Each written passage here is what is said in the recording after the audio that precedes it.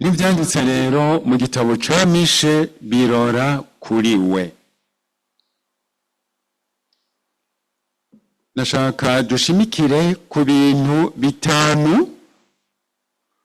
kugira ngo tuvyibonere.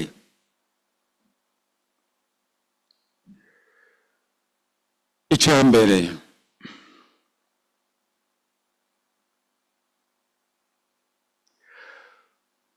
umuhanuzi Mishe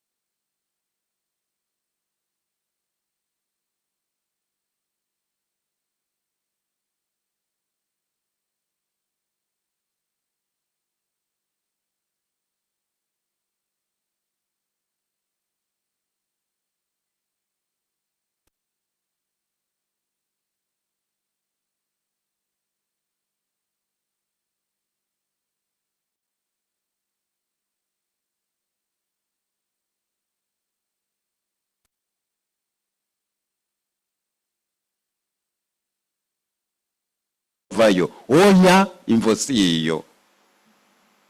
Imvo nuko hari ahantu hatamenyekana na bukebuke, kanatsinda nta na kimwe caboneka mu maso y'abantu cari gutuma hamenyekana. Hari mu mihana isanzwe, hari mu mihana isanzwe.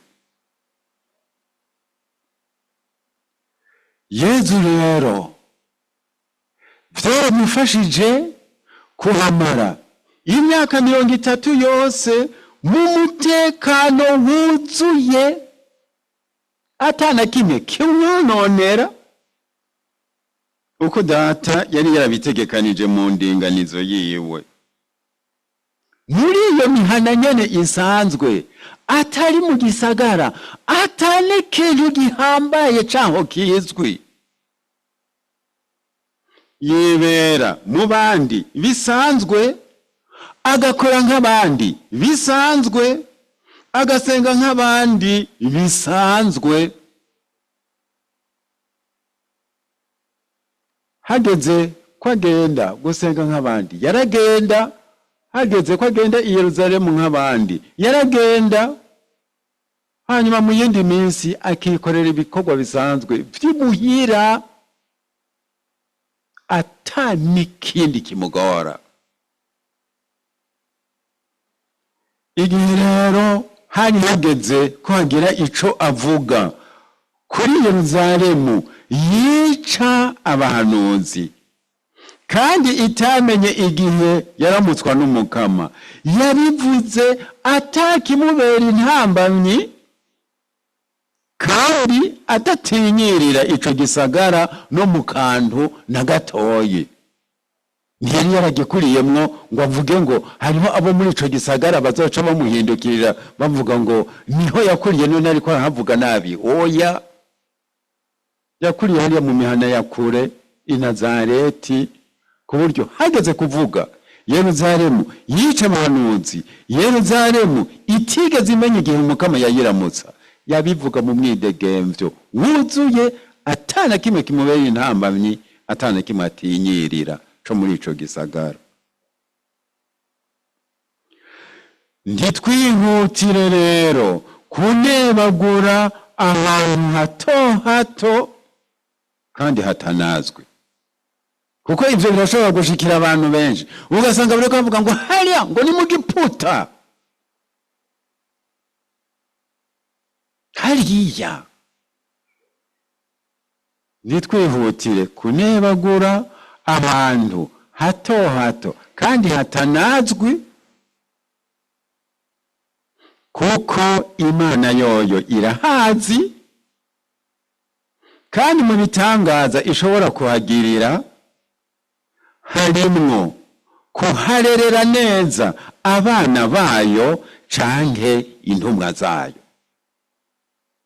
Mu bitangaza ishobora kuhakorera harimwo kuharerera abana bayo canke intumwa zayo.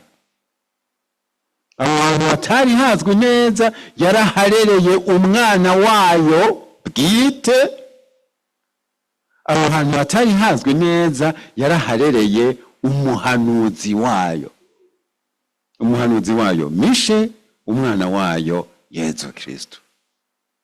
Ico rero ni cambere.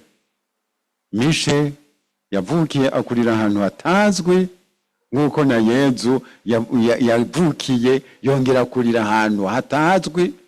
Aho hantu hatazwi kandi hatanamenyekana, Imana yashobora kuhakorera ibitangaza. Kimwe muri ivyo bitangaza kuharerera abana bayo, kuharerera intumwa zayo. Ica kabiri, mu kigabane ca mbere kuva ku karongo ka 3 gushika ku karongo ka 5. Mishe ikigabane ca mbere kuva ku karongo ka 3 gushika ku karongo ka 5, tuhasanga aya majambo: nguwo umukama arasohotse ava mu kibanza ciwe, aramanutse agendera ku mataba y'isi. Imisozi irayonga munsi yiwe, imibande irashwanyuka nka kurya kw'ishashara ryakiwe n'umuriro, nka kurya kw'amazi asheshwe ahamanuka. Ivyo vyose biba kubera ububisha bwa bene Yakobo, kubera ibicumuro vy'umuryango w'Isirayeli. Ngayo amajambo dusanga kuva ku karongo ka 3 gushika ku karongo ka 5 mu kigabane ca mbere. Umukama aramanutse, aravuye aho yahora, agendera ku mataba y'isi.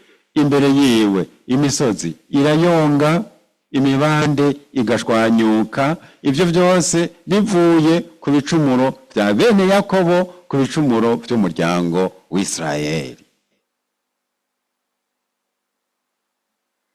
Ngaha ni Yezu wenyene ubwiwe ariko aravugwa. Niwe Mukama yavuye mu kibanza yahoramwo mw'ijuru, aramanuka kuba kw'isi, asigara agendera ku mataba yayo. Ntiyagendera ku mataba gusa kuko yaragendera no mu biyaya, yaragendera no mu mibande kuko yava hamwe aja ahandi, yava hamwe aja ahandi. Hageze kuduka ku misozi yaragenda, hageze kumanuka mu kiyaya yaragenda, hageze ahakitse yaragenda, hageze kujabuka ku mutumba wo hakurya yaragenda. Mugabo yavuye mu ijuru amanuka ku isi, arashobora kuhagendagenda haba ku mataba, haba mu mubande, haba ahashashe.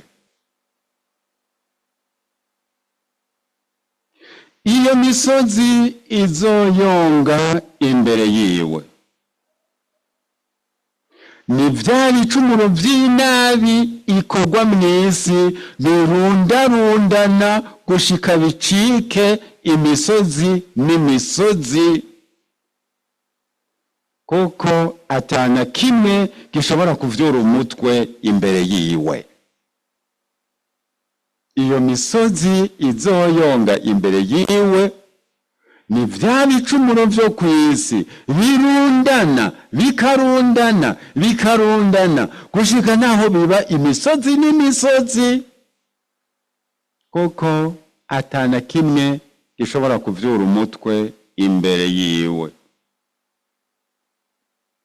Iyo mibande izoshwanyuka imbere yiwe ni vya bicumuro vy'ineza yari gukogwa ntikwe, aho yari kuba hakaba ikinogo.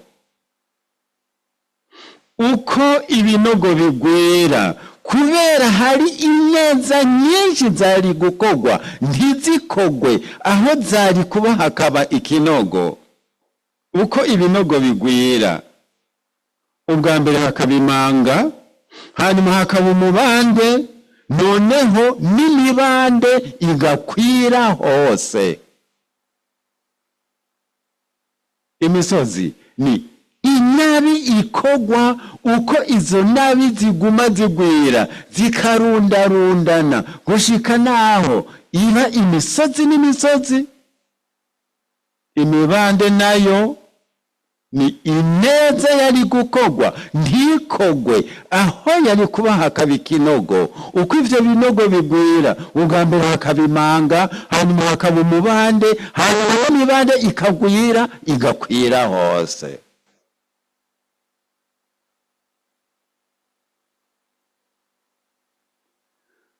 Yezu rero aje gufasha abantu kwisubirako. Uko bazokwisubirako babe bahevye ibicumuro vyinshi. Aje gufasha abantu kwisubirako. Uko bazokwisubirako hanyuma inabi yokozwe izoba itagikozwe, hati haba ibicumuro vyinshi bitagikozwe.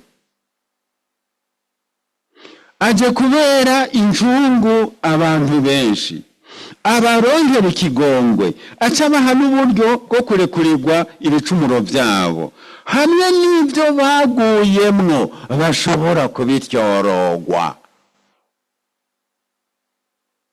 Ku ruhande rumwe ibicumuro batakigwamwo kuko bamaze kwisubirako, ku rundi ruhande n'ivyo bari baraguyemwo bashobore kubityorogwa. Ya misozi ibiyonze, ya mibande ibishwanyutse. Hari ibicumuro bitagikogwa, n'ivyakozwe bagashobora kubityorogwa. Twebwe rero tumwakire, tuwukundire, ashongeshe iyo misozi mu buzima bwacu, yongere ashwanyure iyo mibande. Tumwakire, ashongeshe iyo misozi, yongere ashwanyure iyo mibande, mu kudufasha kwisubirako no mu kudufasha gutyorogwa ibicumuro twaguyemo. Ico rero ni ca kabiri. Ica gatatu, mu kigabane ca kabiri akarongo k'12, ikigabane ca kabiri akarongo k'12 handitswe aya majambo: ni vy'ukuri ngiye gutororokanya abawe bose, Yakobo we, ngiye gutororokanya agasigarira k'Isirayeli, nzobakoraniriza hamwe nk'intungwa mu ruhongore, nk'ubusho hagati mu buragiro bwabo, habe uruyogoyogo rw'abantu.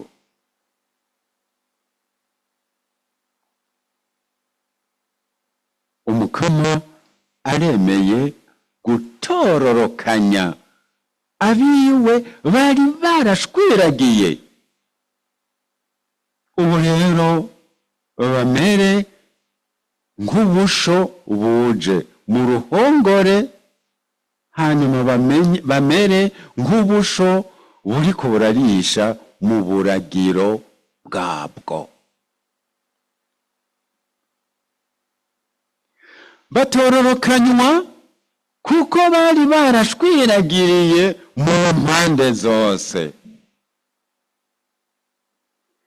Ishusho rero ikoreshejwe y'ukuntu bizoheza bikamera ni intungwa mu ruhongore, ni ubusho mu buragiro bwabwo.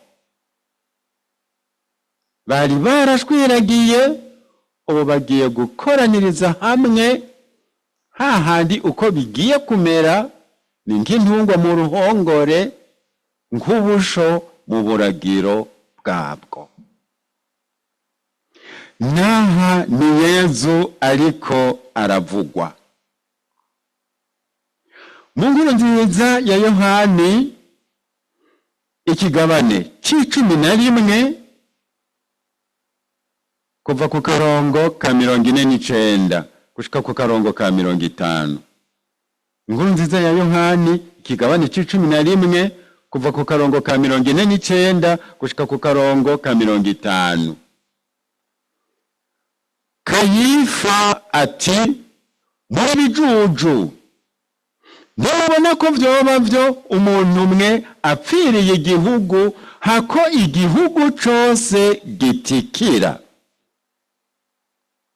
Muri bijuju, ntimubona ko vyoba vyo umuntu umwe apfiriye igihugu, hako igihugu cose gitikira. Iyi nkuru nziza ya Yohani ikibandanya iti: ivyo ntiyabivuga ari we avyibwiye, ariko kubera ko yari umuherezankuka mukuru uwo mwaka, yarabuye ko Yezu yagira apfira igihugu. Nako nticyari igihugu conyene, ahubwo kwari ukugira ngo yegeranirize mu bumwe abana b'Imana bari barashwiragiye.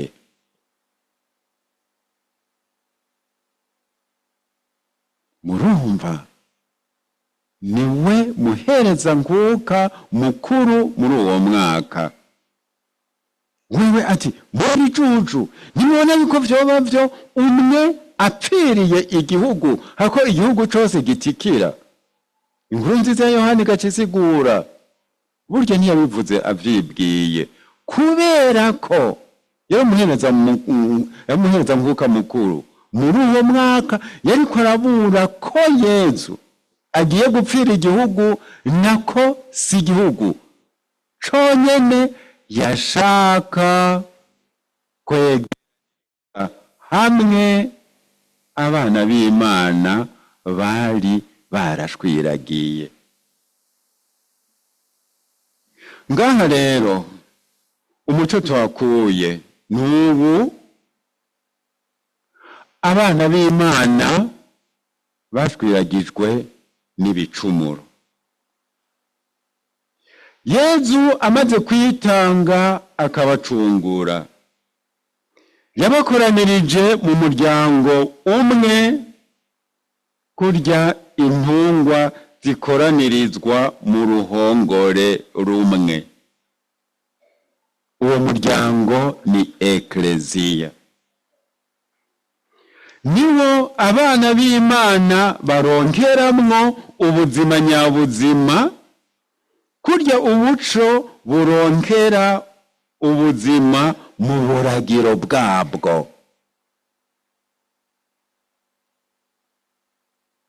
Icatumye abana b'Imana bashwiragira n'ibicumuro vyabo, kuko bataracumura bari mu bunywanyi bwuzuye n'Imana kandi barumvikana hagati yabo. Mugabo igicumuro capfuye kwinjira hagati yabo. Ubwa mbere babanza kugira ingorane mu migenderanire yabo n'Imana, hanyuma uko ibihe vyagiye birakurikirana birigaragaza yuko nabo nyene batanguye gusubiranamwo, bihera kuri aba bana ba Adamu na Heva, Gahini na Abeli, hanyuma mu nyuma igihe ca Noho byaravuye birabugesera gushika naho hamaze kuba umunara w'Ibabeli, bahavuye batandukana, bamwe bafata inzira yabo abandi bafata inzira yabo n'ibindi. Ubu rero Yezu amaze kwitanga akishurira abantu, yarashoboye gusubira kwegeranya abana b'Imana, kandi amaze kubegeranya agashinga umuryango umwe w'abana b'Imana ushobora kubakira, bashobora gukoraniramwo. Kurya ubusho bukoranira mu ruhongore rumwe. Muri uwo muryango nyene niwo baronkamwo ubuzima nyabuzima, kurya ubusho buronkera ubuzima mu buragiro bwabwo. Twebwe rero twagize amahirwe yo kuba muri uwo muryango, nitwiyumve muri wo, kandi duhimbagwe no kuharonkera ubuzima nyabuzima. Twarahiriwe uwo muryango, turi muri wo, kandi ubuzima bwose Imana yategekanije kuturonsa muri uwo muryango turashobora kuburonka. Duhimbagwe no kuba muri uwo muryango, kandi duhimbagwe no kuhakirira ubwo buzima Imana ishaka kuturonsa muri uwo muryango nyene. Ico cari ca gatatu. Ica kane, mu kigabane ca gatanu akarongo ka mbere. Ikigabane ca gatanu akarongo ka mbere tuhasanga aya majambo: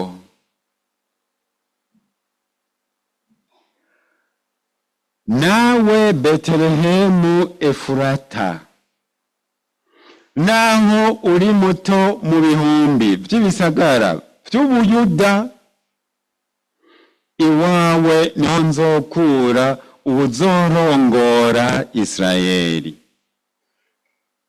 kandi amamuko yiwe naya kera mu minsi yo hambere aho.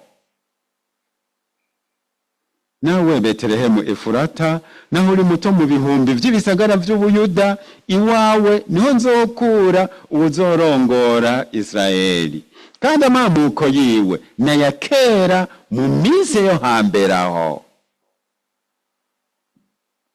Nungaha ni Yezu ariko aravugwa. Niwe yavukiye i Betelehemu,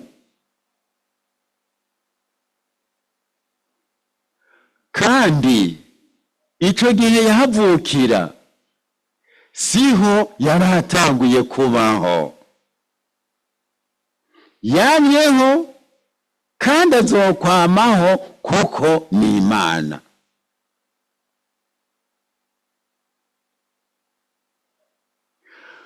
Aka karongo niko abahereza nkuka bisunze mu guha umuco abamajusi igihe bari baje kubaza aho umwami w'abayahudi yavukiye bakaza kubibaza ku kirimba kwa Herodi. Aka karongo niko baciye basangamwo inyishu. Ubu naho turamaze gutegera ko ataje nk'umwami w'abayahudi gusa, n'umwami kw'isi no mw'ijuru, kandi ubwami bwiwe si nk'ubwami bw'abami bo kw'isi, n'ubwami bw'imitima. Ubu rero dutangare ingene uyu muhanuzi Mishe yashoboye kubibura kandi bikaranguka. Niba Abajusi baje gusaba umuco, aba bahereza nguka bari bamaze gusoma ivyanditswe vyeranda bakamenya umuco, baca baravuga yuko yategezwa kuvukira i Betelehemu, kandi Abamajusi bagiye bagasanga niko bimeze. Ariko tukamenya yuko uwahavukiye si uwaje ari umwami w'abayahudi gusa, n'umwami kw'isi no mw'ijuru, kandi ubwami bwiwe si nk'ubwami bw'abo kw'isi, kuko wewe ni umwami w'imitima. Duhimbagwe rero n'umwami wacu Yezu, tumukundire aturongore mu nzira y'ineza, mu nzira y'urukundo no mu nzira y'ubweranda. Kandi nk'uko yavuye mu ijuru arico kimuzanye, tumukundire azotuyobore gushika azodushikane mu bwami bw'ijuru. Yaje ashaka kutubera umwami atuyobora mu nzira y'ineza, mu nzira y'urukundo, mu nzira y'ubweranda, afise ihangiro ryo kudushikana mu bwami bw'ijuru. Tumukundire atuyobore muri iyo nzira y'ineza, muri iyo nzira y'ubweranda, muri iyo nzira y'urukundo, gushika azodushikane mw'ijuru. Ico rero cari ca kane. Ica gatanu,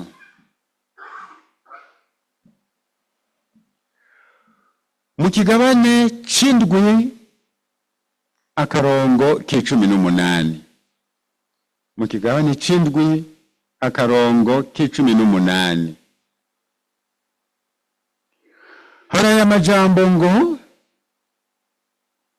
ninde ari Imana nkawe ihanagura icaha ikarenza amaso kububisha bw'agasigarira k'intoranwa yayo.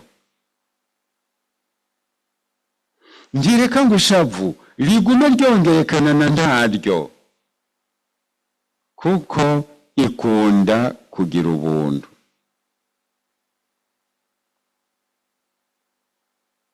Irasubira muri ayo majambo, ninde ari Imana nkawe ihanagura icaha ikarenza amaso ku bubisha bw'agasigarira k'intoranwa yayo. Ntireka kugira ishavu, ntireka ngo ishavu rigume ryongerekana na ntaryo, kuko ikunda kugira ubuntu. Ntireka ngo ishavu rigume ryongerekana na ntaryo, kuko ikunda kugira ubuntu.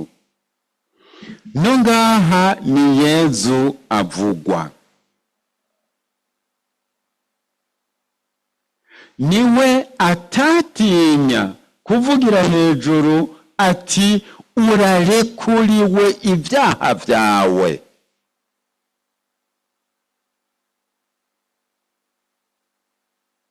Ngaho yabibwira Mariya Madalena, ngaho yabibwira ca kimuga cari kije kizanywe n'abantu bane.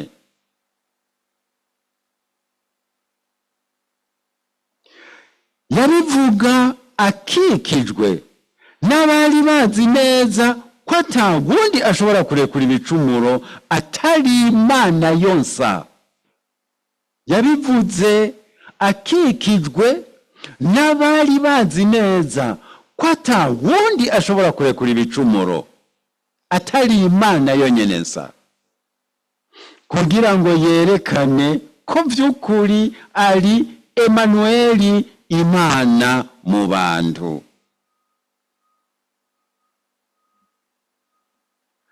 Kubera rero yari muzima,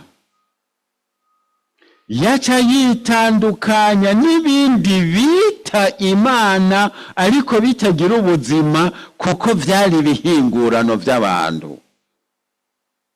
Kubera yari muzima, yaca yitandukanya n'ibindi bita Imana ariko atabuzima vyari bifise, kuko vyari ibihingurano vy'abantu.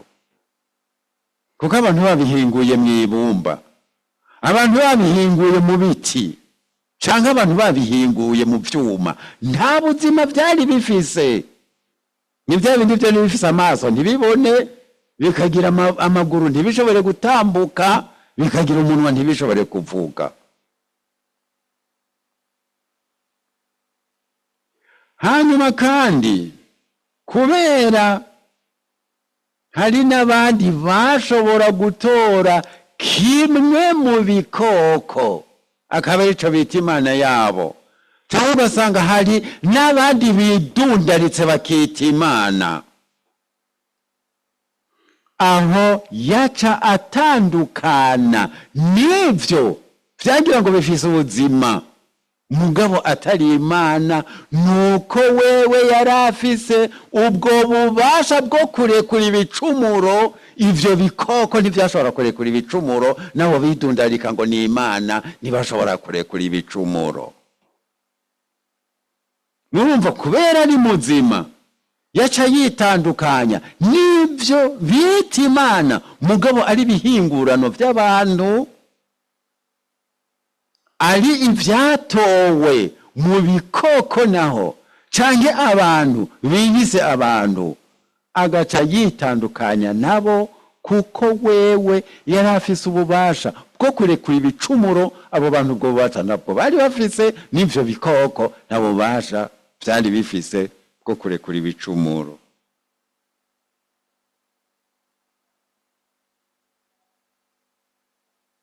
Nta wundi yashobora kurekura ibicumuro atari Imana yonyene nsa.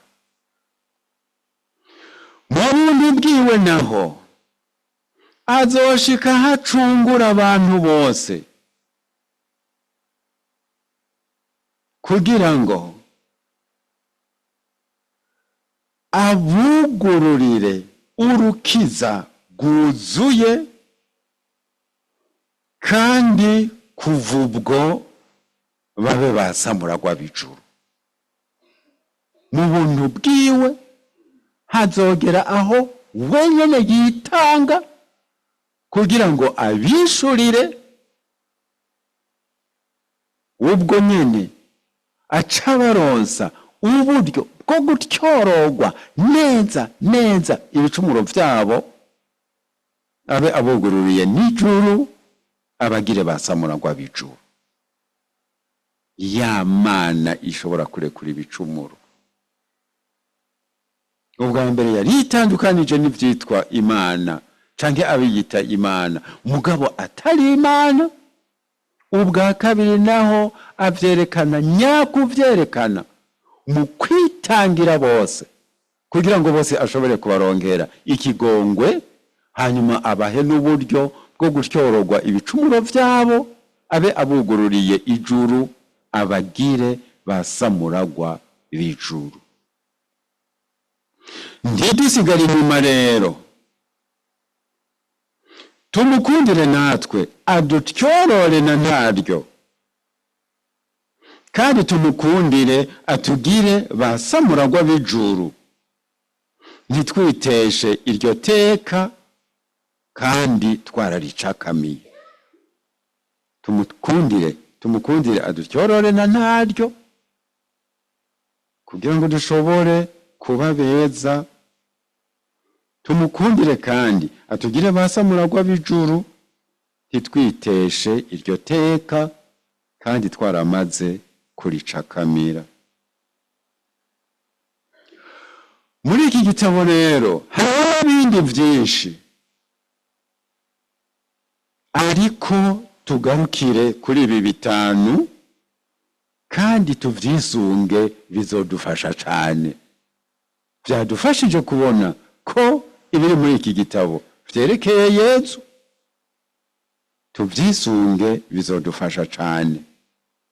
Icambere, twavukiye twongera dukurira ahantu hashobora kuba hatazwi, hashobora kuba hatamenyekana, nk'uko byabaye ku muhanuzi Mishe.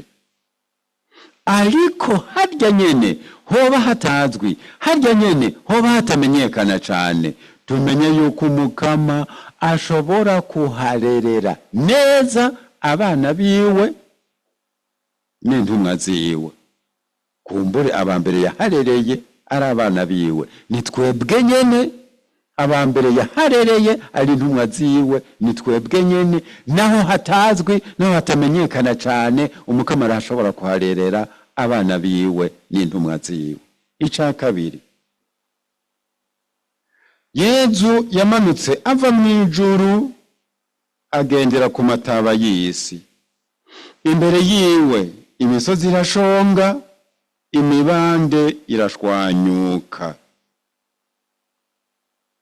Arashaka rero kwadufasha twebwe nyene guhinduka ku bw'inyigisho ziwe no gutyorogwa ku bw'amasakramentu, kugira ngo igicumuro cose gituzwe muri twebwe. Ya misozi y'ibicumuro birundarundana ishobore kuyonga, hanyuma ya mibande y'ibicumuro bivuye ku neza itakogwa, yani gushobora gukogwa, ya mibande ishobore gushwanyuka. Umukama arashaka kuduhindura ku bw'inyigisho ziwe no kudutyorora ku bw'amasakaramentu. Tumukundire aduhindure tuve muri ivyo bicumuro, kandi tumukundire adutyorore n'ivyo twaguyemwo dushobore kubityorogwa. Ico ni ca kabiri. Ica gatatu, Yezu yemeye kwitanga ngo akoranirize mu muryango umwe abana b'Imana bari barashwiragiye, kandi muri uwo muryango abariho abo bana b'Imana barongera ubuzima nyabuzima. Ko rero twagize amahirwe tugashobora kuja muri uwo muryango, twiyumve muri wo kandi duhimbagwe n'ukuburonkamwo ubuzima nyabuzima Umukama ashaka kuronsa abiwe. Ico ni ca gatatu. Ica kane, naho Yezu yavukiye i Betelehemu, Yezu yaje ari umwami wacu. Tumukundire rero atuyobore mu neza, mu rukundo no mu bweranda, gushika azodushikane mw'ijuru. Naho Yezu yavukiye i Betelehemu, abamidusi barerekanye yuko uwo yapfutse n'umwami, kandi twarategereye yuko ataje ari umwami w'Abayahudi gusa, ko yaje ari umwami kw'isi no mw'ijuru, umwami w'imitima. Arondera twese kudushikana mw'ijuru. Rero tumukundire atuyobore mu nzira y'ineza, mu nzira y'urukundo, mu nzira y'ubweranda, gushika azodushikane mw'ijuru. Ica gatanu, Yezu ni Imana y'ukuri, kandi ntako atagira kugira ngo arekure ivyaha. Twirinde rero icitwa ikigirwamana cose. Twirinde icitwa ikigirwamana cose, kandi mu vyo turondera ku Mukama vyose dushira imbere urukiza rw'imitima yacu. Twirinde ikigirwamana cose kuko yaje ari Imana y'ukuri, hanyuma mu vyo arondera ni urukiza rw'imitima yacu, kudutyorora inabi yose. None rero tumukundire aturonse urwo rukiza rw'umutima. Dushimire rero cane umuhanuzi Mishe yatuburiye ibi vyiza. Hanyuma muri kino gihe ko yariko aratuburira Yezu Kristu, twakire neza Yezu Kristu kugira ngo ibi vyiza yabuye Yezu azorangura muri twebwe ashobore kubirangura iwacu mu musesekara. Tugire Kristu.